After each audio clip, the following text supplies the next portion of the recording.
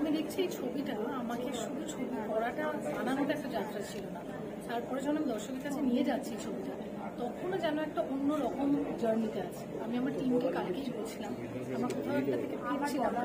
সারাদিন ধরে আমরা আবার অনেক রাত্রে ফিরেছি, তখন আমি বলছি বিনোদিনীটা না শুধু একটা ছবি দেখছে জার্নি,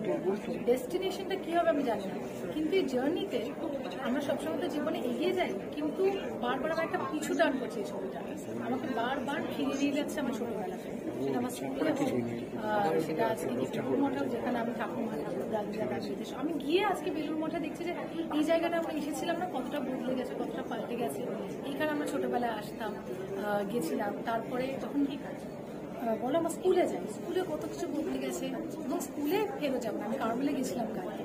এবং আমার মনে হয় যে তুমি যদি তুমি জীবনে অস্কারও পেয়ে যাও না, নিজের স্কুলে যখন তুমি ফিরে যাও এবং সেখানে কিছু একটা অ্যাকামপ্লিশ করে ফিরে যাও, সেইখানে যে রিসেপশনটা, ওটা যে কোনো অস্কার, ন্যাশনাল অ্যাওয়ার্ড সব কিছুর ঊর্ধ্বে। Every human being wants to go back to the school and be celebrated, and that is the moment I had. অবশ্যই বিনোদিনীর গল্প নিয়ে আমরা আসছি, এটা একটা 1880 সালের একটা 19th সেঞ্চুরি বেঙ্গলের গল্প, কিন্তু আমরা 2025-এর মোড়কে তাকে নিয়ে আসছি, এবং এটাই বলবো যে সবাই হলে গিয়ে হাউসফুল করুন, সপরিবারে গিয়ে বিনোদিনী দেখুন, আর রুক্মিণীকে এই জার্নিটা